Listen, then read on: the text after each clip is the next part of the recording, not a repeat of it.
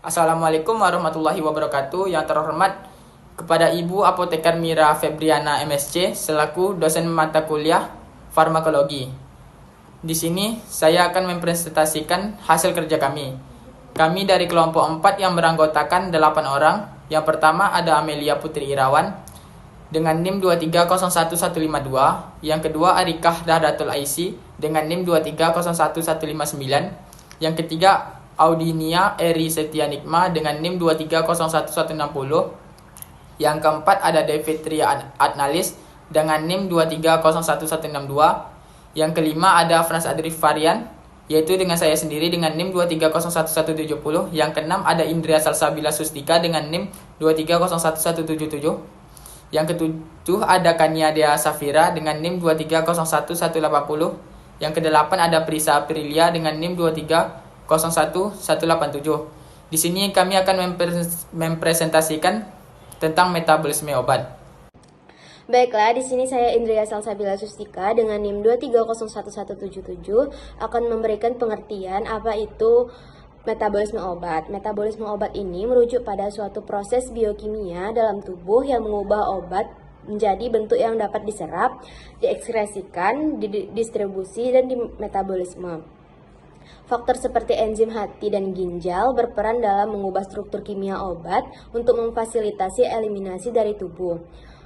Proses ini mempengaruhi kecepatan dan efisiensi obat dalam memberikan efek terapeutik atau dihilangkan dari sistem tubuh. Baiklah, di sini saya Kania Dea Safira dengan NIM 2301180. Di sini saya akan menjelaskan tempat-tempat metabolisme obat. Metabolisme obat dapat terjadi pada semua jaringan dan cairan biologis. Namun, jangkauan terluas reaksi metabolisme terjadi di hati. Yang lebih substrat, selektif, berbagai proses metabolisme terjadi di ginjal, paru-paru, otak, plasenta, dan jaringan lainnya.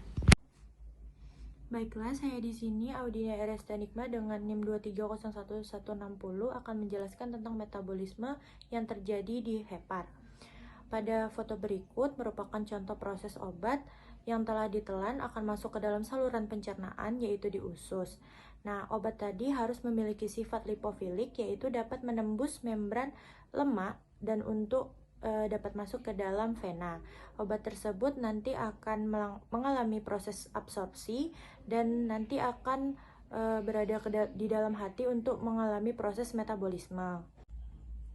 Setelah obat masuk ke dalam hati, maka obat akan melakukan proses metabolisme, di mana metabolisme ini dibantu menjadi dua fase, yaitu fase 1 dan fase 2. Di dalam fase 1 dibantu dengan enzim sitokrom P450. Nah, fase 1 ini merupakan proses pemecahan obat supaya obat dapat larut di dalam air. Lalu, fase 2 ini dibantu oleh enzim glukuronil transferase dan glutathione S transferase, di mana fase 2 juga merupakan proses pemecahan obat. Sebenarnya prinsip antara kedua fase 1 dan fase 2 ini sama, yaitu untuk melakukan pemecahan obat supaya obat mudah larut di dalam air dan mudah diekskresikan oleh tubuh berbarengan dengan urin dan feses.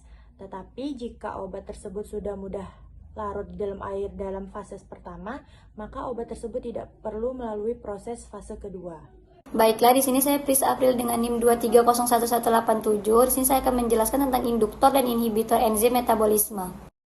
Induktor dan inhibitor enzim metabolisme obat adalah dua jenis zat yang dapat mempengaruhi aktivitas enzim yang terlibat dalam metabolisme obat di tubuh manusia.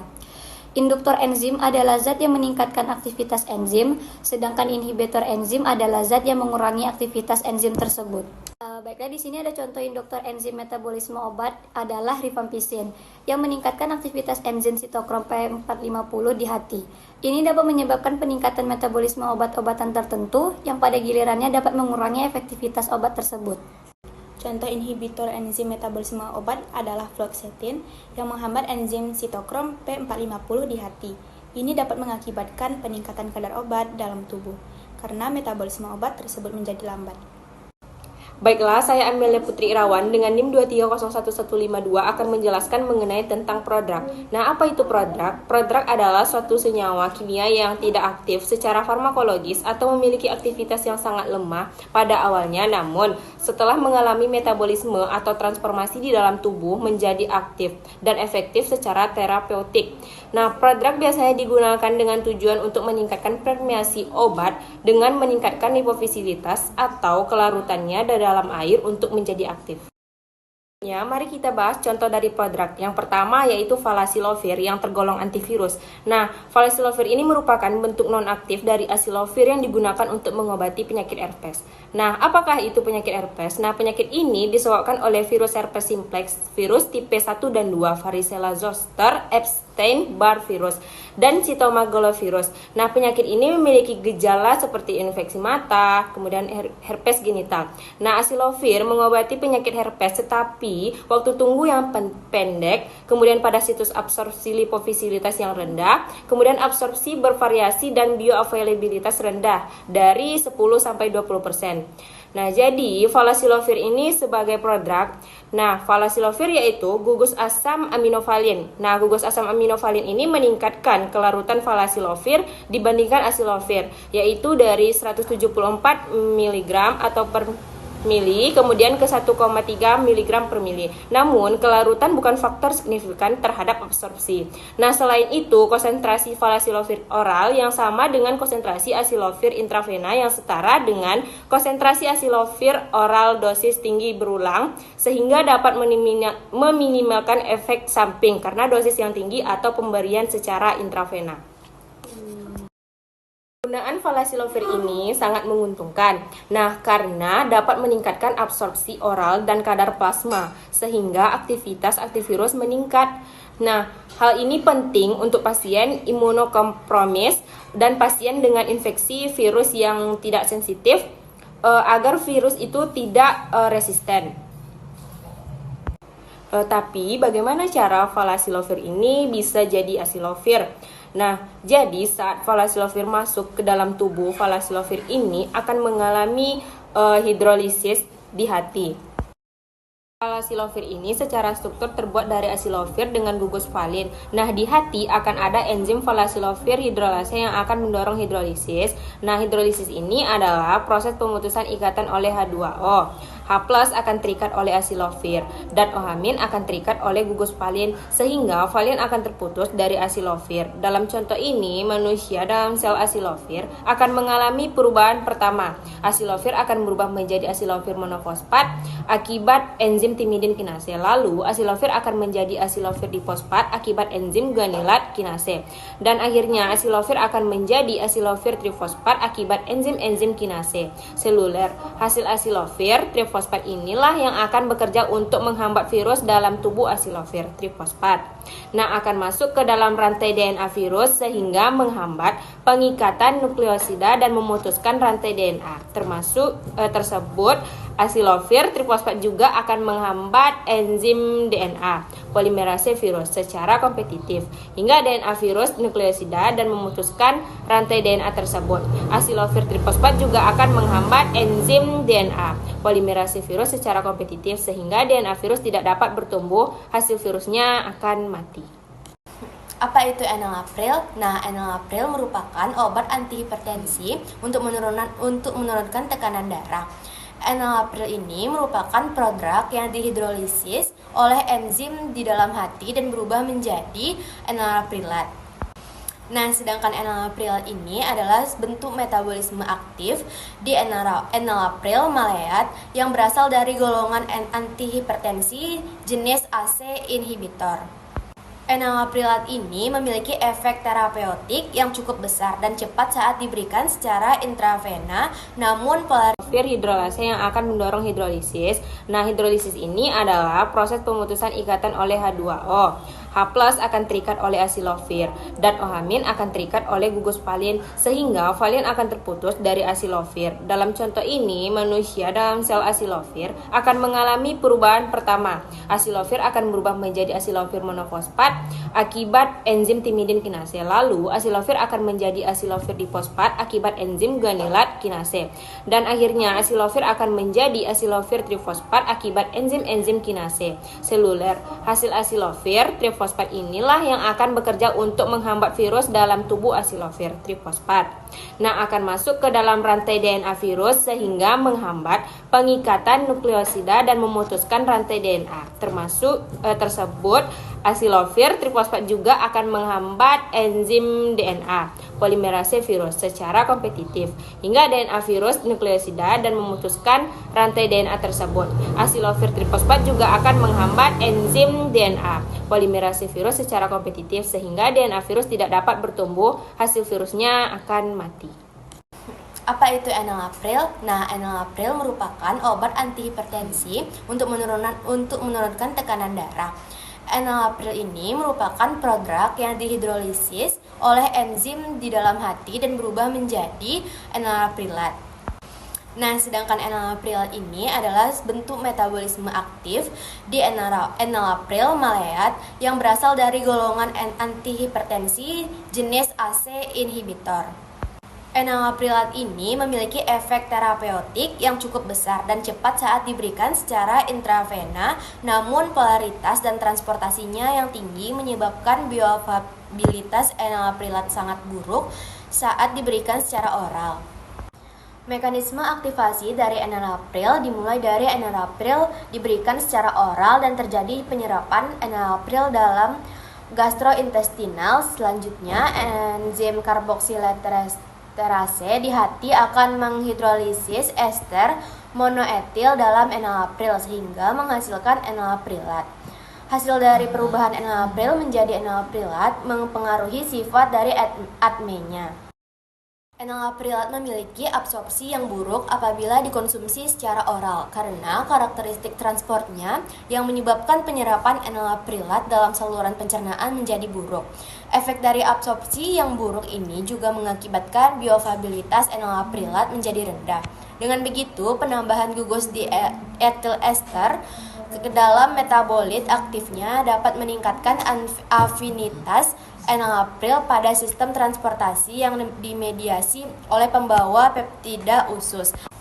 Hal ini menyebabkan penyerapan enalaprilat di gastrointestinal, khususnya di usus dapat meningkat. Jika absorpsi enalaprilat meningkat, maka bioavailabilitas dari enalaprilat juga akan meningkat. Levodopa adalah obat meringankan gejala penyakit Parkinson seperti tubuh bergetar, otot kaku, dan sulit bergerak. Pengidap penyakit ini mengalami penurunan produksi dopamin sehingga dapat diberikan obat levodopa. Sebagai prekursor dopamin, dalam kata lain levodopa yang dikonsumsi akan berubah menjadi dopamin. Prometi ini merupakan perwujudan dari senyawa atau komposisi yang dirancang untuk dibelah setelah penyerapan pada saluran pencernaan. Dari produk levodopa diyakini dibelah baik secara kimia dan atau enzimatik. Satu atau lebih enzim seperti hesterase yang terdapat dalam lambung, pemain usus, jaringan usus, darah, hati, otak atau jaringan lain yang cocok dari mamalia dapat secara enzimatis membelah prometi. Levodopa merupakan bentuk dari prodrug dopamin. Karena sifat hidrofiliknya neurotransmitter dopamin tidak dapat melewati sawar darah otak dan menyebar ke dalam jaringan otak. Berbeda dengan produk dopamin yaitu levodopa, ia dapat mengakumulasi dopamin untuk masuk ke dalam sawar darah otak dengan menggunakan transporter asam amino tipe L1. Setelah itu, levodopa diaktifkan secara biologis oleh dekarboksilase asam L-amino aromatik menjadi dopamin hidrofilik, sehingga bentuknya menjadi tidak polar dan dapat darah otak. Kita masuk ke mekanisme aksi, prekursor levodopa dapat melewati sawar darah otak di mana dopamin tidak dapat melewatinya. Levodopa dikonversi menjadi dopamin di sistem saraf pusat sehingga konsentrasi dopamin dapat meningkat dan mengaktifkan reseptor dopaminergik postsinaptik. Ada sifat ADME yang diperbaiki dari levodopa. Dopamin sangat cepat diserap di usus kecil dan mengalami biotransformasi menjadi produk yang akan diekskresi dengan cepat, yaitu dopak dan HPA. Levodopa diserap di usus kecil melalui transport aktif dan secara perlahan mengalami dekarboksilasi menjadi dopamin. Hal ini membuat efek dopamin di dalam tubuh akan semakin lama. Saya Devitra Analis dengan NIM 230162. Di sini saya akan menjelaskan tentang laju lintas pertama atau first pass effect. Nah, apa itu laju lintas pertama? Jadi, setelah obat masuk ke tubuh kita, dalam hal ini masuk melalui oral, maka obat tersebut masuk ke sistem pencernaan. Kemudian, pada lumen usus halus atau saluran cerna, obat akan hancur. Kemudian obat diserap oleh tubuh melalui pembuluh kapiler. Nah, dari usus ke hati ada yang namanya vena portal hepatik yang membawa segala macam termasuk obat yang akan diserap oleh tubuh. Kemudian dibawa ke hati. Dari hati dikirim ke sirkulasi sistemik atau ke seluruh tubuh. Seperti yang kita ketahui bahwa liver adalah tempat metabolisme utama obat. Jadi, disinilah obat bisa langsung dimetabolisme menjadi produk yang tidak aktif atau untuk obat yang biasa, dan barulah disebar ke seluruh tubuh. Ini artinya dibandingkan obat yang mencapai seluruh tubuh, jumlah obat akan lebih kecil dibandingkan dengan obat yang diserap. Obat yang dialirkan lebih sedikit karena obat sudah menjalani metabolisme lebih dahulu di hati dan disebut metabolisme lintas pertama. Ada kategori obat yang masuk di metabolisme lintas pertama secara ekstentif atau heavy. Kondisi di mana proses ini terjadi dengan tingkat aktivitas yang tinggi, seperti dosis yang besar dari zat yang di metabolisme atau kondisi kesehatan tertentu yang mempengaruhi fungsi hati.